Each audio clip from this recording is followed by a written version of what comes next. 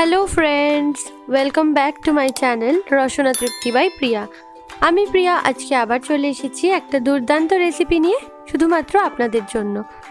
আজকের পর্বে আপনাদের সাথে শেয়ার করব বাঙালির খুবই ট্র্যাডিশনাল একটা রেসিপি, এঁচোড় চিংড়ি। রান্নাটা কিন্তু খুবই সহজ আর স্বাদে গন্ধে অতুলনীয়। তাহলে আসুন দেখে নেওয়া যাক কিভাবে তৈরি করছি আমি দুর্দান্ত স্বাদের এই এঁচোড় চিংড়ি।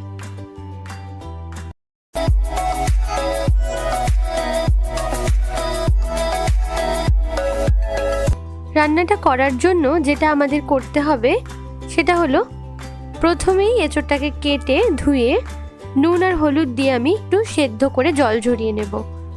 দেখতেই পাচ্ছেন এঁচোড়টা কিন্তু মিডিয়াম টু হাই ফ্লেমে সেদ্ধ হচ্ছে। প্রায় মিনিট 10 মতো এইভাবে আমি এঁচোড়টাকে একটু সেদ্ধ করে জল ঝরিয়ে নিয়েছি। দেখতেই পাচ্ছেন এঁচোড়টা কিন্তু একটু নরম হয়ে গেছে।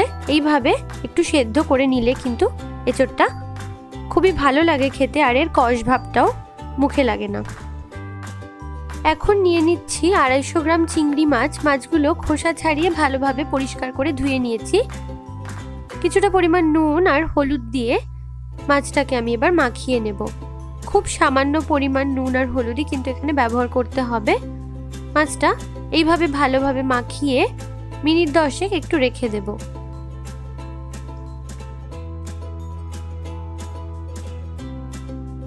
এখন ওভেনে একটা কড়াই বসিয়ে দিয়েছি। এর মধ্যে এবার আমি অ্যাড করে দিচ্ছি 1 টেবিল স্পুন সর্ষের তেল। পুরো রান্নাটা কিন্তু সর্ষের তেলেই হবে। তেলটা হাই হিটে ভালোভাবে গরম করে নিতে হবে। তেল ভালোভাবে গরম হয়ে গেলে গ্যাসের ফ্লেমটাকে মিডিয়ামে রেখে এবার ডুমো ডুমো করে কেটে রাখা আলু আমি এখানে দিয়ে দিচ্ছি। এখানে 2টো আলু আমি ব্যবহার করেছি। আপনারা তরকারির পরিমাণ অনুযায়ী আলুর পরিমাণটাও অ্যাডজাস্ট করে নিতে পারেন। সামান্য পরিমাণে হলুদ আর সামান্য পরিমাণে লবণ দিয়ে আলুটাকে ভালোভাবে লালচে করে একটু ভেজে নেব। মিনিট 2 সময় ধরে মিডিয়াম টু হাই ফ্লেমে আলুটাকে একটু নেড়ে চেড়ে ভেজে নিলেই কিন্তু আলুটা একদম রেডি হয়ে যাবে। দেখতেই পাচ্ছেন আলুর কালারটা কিন্তু চেঞ্জ হয়ে এসেছে। এবারে আলুগুলোকে আমি একটা পাত্রে তুলে নিচ্ছি। এখন ওই একই কড়াইতে আমি আরও 1 টেবিল স্পুন সর্ষের তেল দিয়ে দিচ্ছি। তেলটা ভালোভাবে গরম করে নিতে হবে। তেল গরম হয়ে গেলে এর মধ্যে আমি আগে থেকে নুন হলুদ মাখিয়ে রাখা চিংড়ি মাছগুলো দিয়ে দিচ্ছি। আর এই সময় কিন্তু গ্যাসের ফ্লেমটা অবশ্যই একদম লোতে দিয়ে নেবেন, কারণ মাছ তেলে দিলে কিন্তু না হলে ছিটে গায়ে লাগতে পারে। মিনিট খানেক সময় ধরে নাড়াচাড়া করে মাছগুলোকে একটু ভেজে নিতে হবে। চিংড়ি মাছ কিন্তু হালকা ভাজলেই খেতে বেশি ভালো লাগে, বেশি ভাজার প্রয়োজন নেই। মাছগুলো দেখতেই পাচ্ছেন ভাজা হয়ে এসেছে। এবারে মাছগুলোকে আমি একটা পাত্রে তুলে নেব।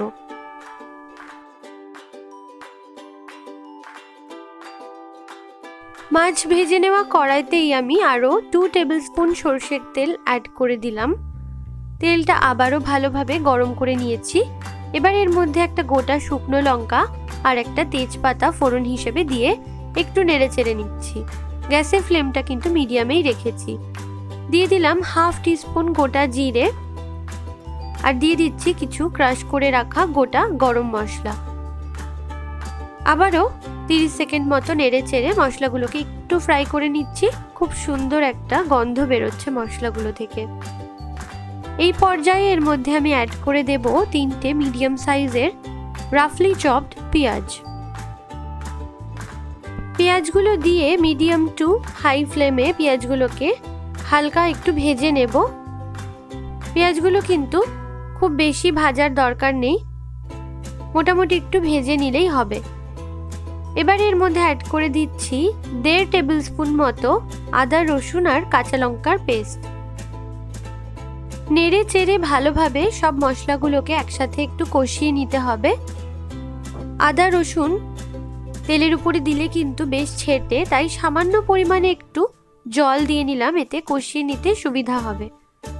গ্যাসের ফ্লেমটা কিন্তু এই সময় মিডিয়ামে রেখেছি আমি। ভালোভাবে আদা রসুনের কাঁচা গন্ধ চলে যাওয়া পর্যন্ত মশলাগুলোকে একটু কষিয়ে নিচ্ছি। মশলাগুলো বেশ মজে এসেছে। এই পর্যায়ের মধ্যে দুটো রাফলি চপড টমেটো অ্যাড করে দিলাম আর দিচ্ছি সামান্য স্বাদ অনুযায়ী লবণ। লবণ কিন্তু সবাই একরকম পছন্দ করে না রান্নায়, সেহেতু লবণটা যে যার স্বাদ অনুযায়ী অ্যাডজাস্ট করে নেওয়াটাই বেটার। নেড়ে ছেড়ে মশলাগুলোকে ভালোভাবে কষিয়ে নিচ্ছি। টমেটোটাও বেশ খানিকটা মজে এসেছে। এই পর্যায়ে দিয়ে দিলাম হাফ টিস্পুন হলুদ গুঁড়ো, দিচ্ছি 1 tablespoon Kashmiri red chilli powder আর দিচ্ছি 1 টেবিল স্পুন ধনে গুঁড়ো। এই মশলাগুলো দিয়ে আবারও সবকিছুকে একসাথে একটু কষিয়ে নেব। মশলাটা কষাতে কষাতে খুব সুন্দর একটা মাংসের ফ্লেভার আসছে, কিন্তু সামান্য সামান্য জল দিয়ে মশলাটাকে ভালোভাবে কষিয়ে নিতে হবে যাতে মশলাটা পুড়ে না যায়।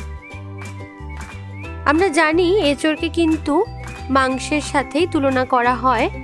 এঁচোড় কিন্তু দুর্দান্ত স্বাদের খেতে হয় যদি সেইভাবে রান্না করা যায়। মাংসের স্বাদকেও হার মানায় এই এঁচোড়। তাই আজকের রেসিপিটা আপনাদের জন্য একটা স্পেশাল রেসিপি, যদিও এটা প্রায়শই আমরা বাড়িতে বানিয়ে থাকি। মশলাগুলো কিন্তু বেশ কষানো হয়ে এসেছে, কালারটা দেখেই আশা করি বোঝা যাচ্ছে। এবারে এর মধ্যে আগে থেকে ভেজে রাখা আলু আর চিংড়ি মাছটা অ্যাড করে দিচ্ছি। মশলার কাঁচা গন্ধটা না গেলে কিন্তু আলু আর চিংড়ি মাছ অ্যাড করা যাবে না। মশলার কাঁচা গন্ধটা চলে গিয়েছে বলেই আমি আলু আর চিংড়ি মাছটা এই পর্যায়ে অ্যাড করে দিলাম। মশলার সাথে এগুলোকেও ভালোভাবে একটু কষিয়ে নিতে হবে। আবারও সামান্য একটু জল দিলাম, আর জলটা কিন্তু অবশ্যই গরম জল ব্যবহার করতে হবে রান্নায়, না হলে কিন্তু রান্নার টেস্টটা পানসে হয়ে যাবে। প্রায় মিনিট 2-3 কষিয়ে নেওয়ার ফলে কিন্তু মশলাগুলো থেকে তেল ছেড়ে এসেছে। এই পর্যায়ে এর মধ্যে আমি অ্যাড করে দেব আগে থেকে সেদ্ধ করে জল ঝরিয়ে রাখা এঁচোড়টা।